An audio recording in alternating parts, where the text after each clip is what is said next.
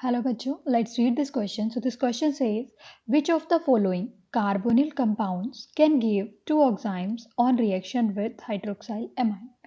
इस क्वेश्चन में आपको चार ऑप्शंस गिवन है और पूछा हुआ है इनमें से कौन सा कार्बोनिल कंपाउंड है जो दो एग्जाइम्स देगा हाइड्रोक्साइल अमाइन के साथ रिएक्शन करने पे। तो पहले हम इसका की पॉइंट समझते हैं। क्वेश्चन में की पॉइंट क्या है? आपका की पॉइंट है reaction of carbonyl compound with hydroxyl amine. Reaction of carbonyl compounds with hydroxyl amine. पहले तो हम यही समझते हैं कि आपका कार्बोनिल कंपाउंड्स कौन से होते हैं और हाइड्रोक्साइल एमाइन क्या है। उसके बाद हम एक एक कंपाउंड की जो हमें ऑप्शंस में गिवन है उनके साथ रिएक्शन देखेंगे और रिएक्शन के बाद हम देखेंगे कि वो दो एग्जाइम्स देगा या नहीं देगा, एग्जाइम्स होते क्या हैं।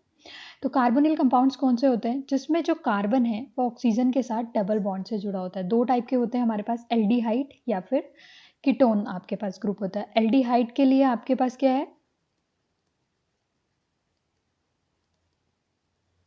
यहाँ पे आपके पास H हो जाएगा और कीटोन के लिए क्या है, दोनों साइड आपके पास कोई अल्काइल ग्रुप ही जुड़े होंगे। ठीक है। और हाइड्रोक्साइल अमाइन हमारा क्या होता है? हाइड्रोक्साइल अमाइन आपका क्या होता है? NH2OH। अब इनको समझ लेते हैं कि एक एक की रिएक्शन कैसे होगी हाइड्रोक्साइल अमाइन के साथ, एंजाइम क्या होता है वो हम रिएक्शन के साथ ही समझेंगे। तो अब हम इसको सॉल्व करते हैं सॉल्यूशन क्वेश्चन का। ओके, तो जो आपका फर्स्ट है ए वाला है वो क्या है, HCHO। ये फॉर्मल्डिहाइड है। फॉर्मल्डिहाइड कैसे रिएक्शन करेगा, यहाँ पे H लेंगे, ये आपका ये भी H।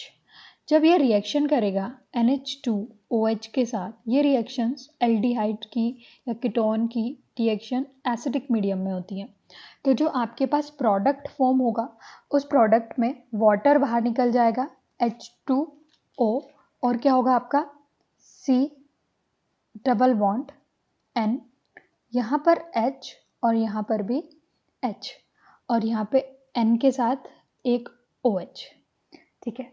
यहाँ पे हमारे पास एक लॉन पेयर भी है जो नाइट्रोजन के पास प्रेजेंट है। देखिए अब इस कंपाउंड को इसे क्या बोलते हैं, ऑक्साइम। क्योंकि ये फॉर्मल के साथ है तो इसे हम फॉर्मल्डो एक्साइम भी बोलेंगे। फॉर्मल्डो ऑक्साइम, ये जो ग्रुप है ये आपका ऑक्साइम ग्रुप है। अब हम इसको समझते हैं। आप यहाँ पे देख सकते हैं कार्बन के दोनों साइड सेम ग्रुप जुड़े हैं। अगर कार्बन के दोनों साइड सेम ग्रुप होते हैं तो क्या होगा, आपके पास कार्बन के दोनों साइड सेम ग्रुप होते हैं तो वो ज्योमेट्रिकल आइसोमेरिज्म शो नहीं करता है। तो वो जब ज्योमेट्रिकल आइसोमेरिज्म ही शो नहीं करेगा तो वो आपके पास दो ऑक्साइम्स कैसे बन सकते हैं। दो ऑक्साइम्स मतलब कैसे इसमें ट्रांसफर हो सकता है, क्योंकि वो ज्योमेट्रिकल आइसोमेरिज्म को शो नहीं कर सकता है। तो वो सिस या ट्रांस या एंटी या सिन क्या होता है अभी समझते हैं, वो शो नहीं करेगा। तो पहला ऑप्शन आपके पास गलत हो जाएगा। पहला ऑप्शन कार्बोनिल कंपाउंड का दो ऑक्साइम नहीं बना सकता। अब हम सेकेंड समझते हैं। सेकेंड है आपके पास CH3CHO एसिटल्डिहाइड। तो C, ये आपके पास एक साइड इसमें CH3 है, एक साइड H है, ये मैंने ऐसे लिख दिया। इसका रिएक्शन NH2OH के साथ कराएंगे। मीडियम अगेन यहाँ पे कोई भी एसिडिक मीडियम रहेगा। रिएक्शन जो आपके पास बनेगी उसमें क्या होगा, H3C carbon, hydrogen, again nitrogen, OH और यहाँ पे आपका जो मैंने आपको बताया लॉन पेयर ऑफ इलेक्ट्रॉन जो प्रेजेंट होंगे, साथ में H2O बाहर निकलेगा। तो ये आपका क्या है, एसिटल्डो एक्साइम। ओके, अब इसमें तो कार्बन के पास दो अलग ग्रुप है, नाइट्रोजन भी है, तो ये आपके पास दो स्ट्रक्चर शो कर सकता है। कैसे करता है, दो टाइप की स्ट्रक्चर हम यहाँ समझ लेते हैं, कार्बन और नाइट्रोजन। जब आपके पास CH3 यहाँ है, हाइड्रोजन यहाँ है, OH यहाँ है और ये लॉन पेयर ऑफ इलेक्ट्रॉन ऐसे है। और दूसरा कौन सा स्ट्रक्चर इसका शो कर सकते हैं, कार्बन और नाइट्रोजन यहाँ पे आपके पास H3C है। इस बार लॉन पेयर ऑफ इलेक्ट्रॉन इधर गया, ये H हो गया और ये OH। अगर H और OH अपोजिट डायरेक्शन में है, आप देख सकते हैं, तो यहाँ पे इनके लिए हम यूज़ करते हैं एंटी ऑक्साइम है ये, और ये आपके पास सिन ऑक्साइम है। तो ये दो टाइप के स्ट्रक्चर शो कर सकता है। तो ये दो ऑक्साइम को शो कर रहा है। बी वाला हमारा करेक्ट है। अब हम सी और टी भी चेक करते हैं। सी ऑप्शन आपका क्या है, एक बार चेक कर लेते हैं। C option PHCHO।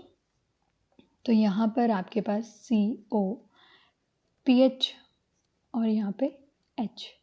Again same reaction NH2OH, और यहाँ पर आपके पास फिर से acidic medium and compound PHCH, double bond N, और यहाँ पे आपके पास OH, और यहाँ पे लॉन पेयर ऑफ इलेक्ट्रॉन, साथ में H2O बाहर निकलेगा। अब आप फिर से देखिए, कार्बन के पास कार्बन और नाइट्रोजन डबल बॉन्ड से जुड़े हैं, दो अलग अलग ग्रुप जुड़े हैं, तो ये भी आपके पास शो कर सकता है। इसका भी हमारे पास दूसरा स्ट्रक्चर बन सकता है, जिसमें PH इधर होगा, H इधर होगा, ये लॉन पेयर ऑफ इलेक्ट्रॉन चला जाएगा और ये आपका H बन जाएगा। दो टाइप की स्ट्रक्चर शो हो गई, और सॉरी ये OH हो जाएगा। तो ये हो गया। तो आपके पास सेकंड ऑप्शन भी, थर्ड ऑप्शन भी सही है। अब लास्ट वाला एक और बार चेक कर लेते हैं। ये है CH3COPH। तो ये PH CH3CO, ये कुछ ऐसे बना लेते हैं। NH2OH, सेम रिएक्शन, ये कंपाउंड क्या बनेगा आपके पास, PH सिंगल बॉन्ड, ये CH3, ये आपके पास डबल बॉन्ड N और OH। अगेन अगर आप देखें कि C और डबल बॉन्ड, यहाँ पे एक साइड CH3, एक साइड PH, एक साइड OH, अगर आप इस साइड यहाँ पे ये बना दें तो अलग अलग ग्रुप जुड़े हैं। ये फिर से इसकी हम दो स्ट्रक्चर फॉर्म कर सकते हैं। दैट मीन्स आपके पास जो ऑप्शन डी है वो भी करेक्ट है। तो यहाँ से आपसे पूछा इनमें से कौन से कार्बोनिल कंपाउंड है जो दो ऑक्साइम्स दे सकते हैं। तो हमने यहाँ पे चेक कर लिया कि ये तीनों आपके पास B, C एंड D तीनों ही दो ऑक्साइम्स दे सकते हैं। तो इसके लिए जो फाइनल आंसर होगा वो B, C एंड D होगा। Hope you understood it well. Best of luck.